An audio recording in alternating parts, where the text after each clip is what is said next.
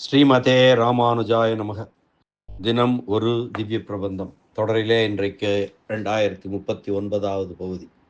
திருமங்கையாழ்வார் அருளிய பெரிய திருமொழி 11ஆம் பத்து 7ஆம் திருமொழியினுடைய பாசுரங்களின் கருத்து தொகுப்பினை இன்றைக்கு ஒரு மீள் பார்வையாக அனுபவித்து மனதிலே இருத்தி கொள்வதற்காக இன்றைய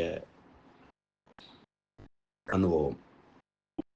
எம்பெருமானிடம் ஈடுபடாத அவயவங்கள் பயனற்றது என்று கூறக்கூடிய திருமொழி இந்த 7ஆம் திருமொழி. மெய், வாய், கண், மூக்கு, செவி முதலிய உறுப்புகளை எம்பெருமான் நமக்கு கொடுத்தது இந்த உறுப்புகளை கொண்டு பகவத் விஷய அனுபவம் செய்து கழிப்பதற்காகவே அல்லாமல் வேறொரு பயனுக்காக அல்ல என்பதை மக்களுக்கு உணர்த்துகிறார்.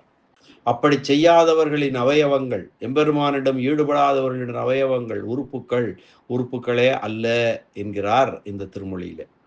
சூழ் புனல் குடந்தையே தொழுது எனது நாவினால் உய்ய நான் கண்டு கொண்டேன் நாராயணா என்னும் நாமம் என்று முதல் திருமொழியிலே, இந்த பெரிய திருமொழி பிரபந்தத்தின் முதல் திருமொழியிலே 7வது பாசுரத்திலே குழந்தையை தொழுது ஆரம்பித்தார் இந்த பிரபந்தத்தை.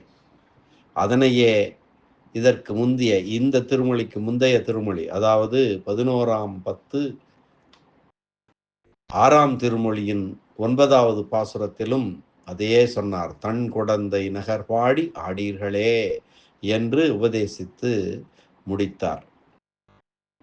அப்படி உபதேசித்து முடித்த பின்னரும் அற்பமான உறுதி பொருள்களில் உள்ள விருப்பத்தாலே உலகியல் பொருள்களில் ஈடுபட்டவராய் தம் பொறிகளையும் உடலையும் சிற்றின்பம் நுகர உறுப்புகளாக உலகத்தவர் ஈடுபடுத்துதலை கண்டு எம்பெருமான் தன்னை அனுபவிப்பதற்கு கொடுத்த உறுப்புகளை பயன்படுத்தி வீணாக திரிகின்றவர்களை நோக்கி எம்பெருமானுடைய செயல்களை அனுபவிக்காதவர்களுடைய அறிவு பொறிகளும் செயல் பொறிகளே அல்ல, ஞானேந்திரியங்களும் கர்மேந்திரியங்களும் இந்திரியங்களே அல்ல, உறுப்புகளே அல்ல என்று இந்த திருமொழியில் தனித்தனியே பறக்க சொல்லுகிறார். எம்பெருமானிடம் ஈடுபடாத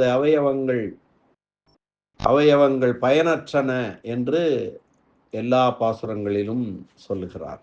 அவரவர்கள் தாம் படைத்த கரணங்களை, அந்த கருவிகளை, பொறிகளை கொண்டு பகவத் விஷயத்திலே ஈடுபட்டு வாழப்பெறுவதே உரியது என்று உபதேசிப்பதிலே இந்த திருமொழி மிகவும் நோக்குடையது. வடவரையை மத்தாக்கி வாசுகியை நாணாக்கி கடல் வண்ணன் பண்டொரு நாள் கடல் வயிறு கலக்கினையே என்று தொடங்கும் சிலப்பதிகார பாடலை தமிழ்கூறு நல்லுலகம் மிக நன்றாக அறியும். சிலப்பதிகாரத்திலே இளங்கோவடிகள் மிகச் சிறப்பாக இந்த திருமொழியின் கருத்து உட்படும்படியாக பாடியிருக்கிற பாடல் அந்த பாடல்.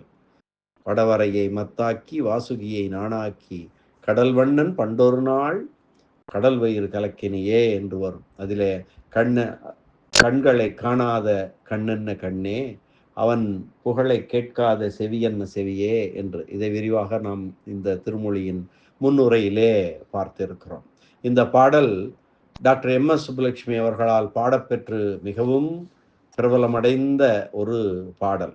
1966 ஐநா சபையிலே நடந்த MS சுப்புலட்சுமி அவர்களின் கச்சேரியில் இந்த பாடல் பாடப்பெற்று மிகவும் உலக புகழ் பெற்றது எனலாம். இந்த பாடலில் இளங்கோவடிகள் என்ன சொல்கிறார் என்றால், கரியவனை காணாத கண்ணென்ன கண்ணே, கண்ணிமைத்து காண்பார்கள் கண்ணென்ன கண்ணே என்றும் அது கண்ணே அல்ல என்றும், சேவகன் சீர் கேளாத செவியன்ன செவியே, திருமால் சீர் கேளாத செவியன்ன செவியே என்றும், தூது நடந்தானை ஏத்தாத நாவென்ன நாவே, நாராயணா என்னா நாவென்ன நாவே என்றும் சொல்லக்கூடிய வார்த்தைகள், அந்த சொற்றொடர்கள் இந்த திருமொழியின் கருத்துக்கு மிகவும் ஒத்ததாய் அமைந்திருக்கின்றன. இனி 11ஆம் பத்து 7ஆம் திருமொழி பாசுரங்களின் கருத்து தொகுப்பினை பார்க்கலாம். நீள்நாகம் சுற்றி என துவங்கும் முதல் பாசுரம்.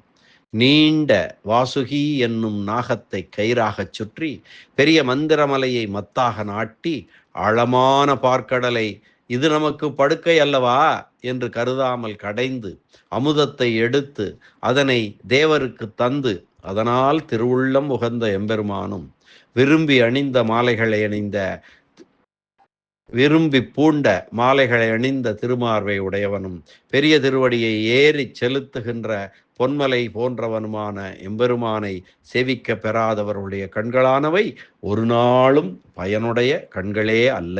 இதை நாம் நன்கு அறிவோம் என்கிறார். நீழ்வான் குரல் உருவாய் என துவங்கும் 2ஆம் பாசுரம். நீண்டு வளர்வதற்காக வாமன வடிவிலே குள்ளமானவனாக யாகசாலையிலே வந்து நின்று மாவலியிடம் 3 அடி மண்ணை யாசித்து பெற்று பின் திருவிக்கிரமனாக வளர்ந்து தன் திருவடிகளாலே அளந்து கொண்டவனும் முதல் மரியாதை அளிப்பதற்கு ஏற்றவனும் ஒளிமழுங்காத நீலமணி போன்றவனும் பக்தர்களுக்கு இனியனுமான எம்பெருமானது புகழை கேட்கப் பெறாத காதுகளே அல்ல. இதை நாம் பெரியோரிடம் கேட்டிருக்கிறோம். தூயானை தூய மறையானை என துவங்கும் 3ஆம் பாசுரம். பரம பவித்திரனாய் கரையற்ற தூயவனும்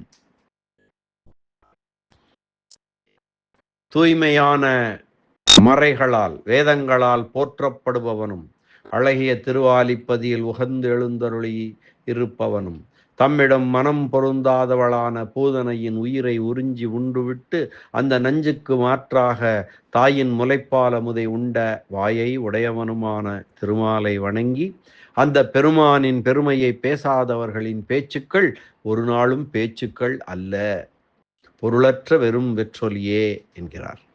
இதனை நாம் பெரியோர்கள் சொல்ல கேட்டிருக்கிறோம். கூடாயிரணியனை என துவங்கும் 4ஆம் பாசுரம். தன்னோடு பொருந்தாத பகைவனான இரணியனுடைய மார்பை கூறிய நகங்களால் கீண்டருளிய அந்த இரணியனுக்கு பின்வாங்காத வீரம் பொருந்திய நரசிங்கமூர்த்தியானவனும் நித்திய சூரிகளுக்கு தலைவனும் இதழ்கள் நிறைந்த மனமுள்ள துளசி மாலை அணிந்த திருமார்பை உடையவனுமான எம்பெருமானை அன்புடனே பாடாதவர்களின் பாட்டுக்கள் ஒரு நாளும் பாட்டுக்கள் ஆகமாட்டா என்று கேட்டிருக்கிறோம். பாட்டு அல்ல, அவை நரி ஊளையிடுவது போன்றதாகும். மையார் கடலும் என துவங்கும் 5ஆம் பாசுரம்.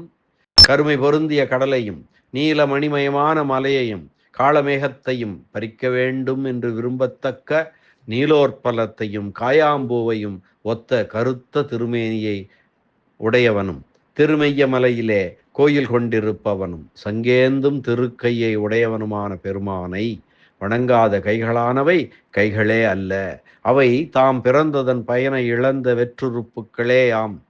இதை நாம் நன்கறிவோம் என்கிறார். கள்ளார் துழாயும் என துவங்கும் 6ஆம் பாசுரம். தேன் பொருந்திய திருத்துழாயையும் செவ்வலரி மலரையும் வில்வ இலையையும் முட்கள் நிரம்பிய தாமரை பூவையும் ஆம்பல் மலரையும் கண்ணெதிரிலே பார்த்தால் இவை வேதத்தை உபதேசிக்க அன்னவடிவாய் அவதரித்தவனும் வராக வடிவாய் அவதரித்து பெரு வெள்ளத்தினுள் புகுந்து பூமியை பெயர்த்தெடுத்தவனுமான பெருமானுடைய திருவடிகளிலே சூட்டுவதற்கு உரியவை என்று நினைக்காதவர்களுடைய நெஞ்சை நெஞ்சாக கொள்ள மாட்டோம், நஞ்சாகவே கொள்வோம். சுனையார் கடலும் என துவங்கும் 7ஆம் பாசுரம்.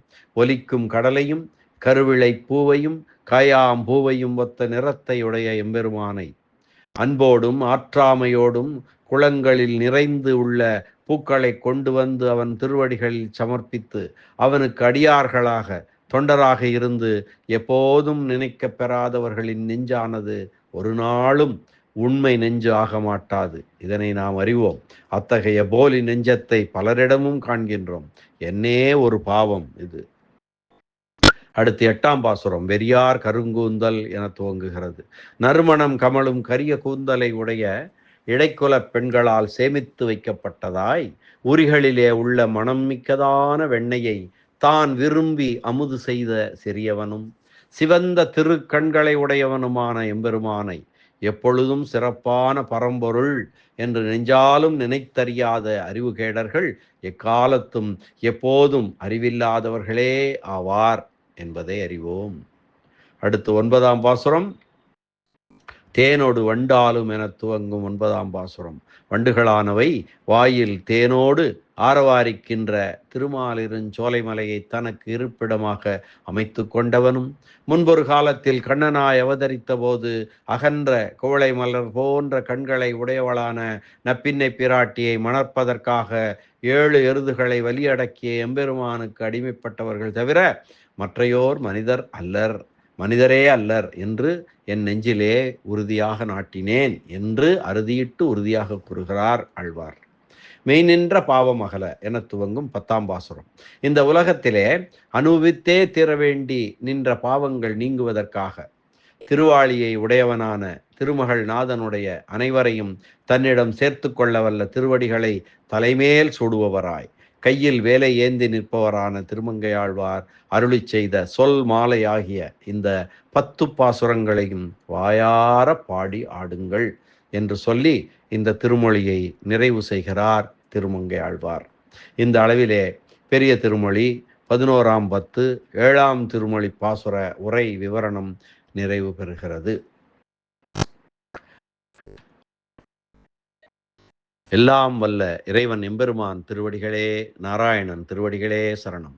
அரட்டமுக்கி, அடியார் சீயம், கலிகன்றி, கலியன், பரகாலன், ஆலிநாடன், மங்கைவேந்தன் திருமங்கையாழ்வார் திருவடிகளே சரணம். வியாக்கியான சக்கரவர்த்தி, இராமாயண பெருக்கர், பரமகாருணிகர், உரைப்பெருமன்னர் பெரியவாச்சான் பிள்ளை திருவடிகளே சரணம். ஆழ்வார் எம்பெருமானார் ஜீயர் திருவடிகளே சரணம்.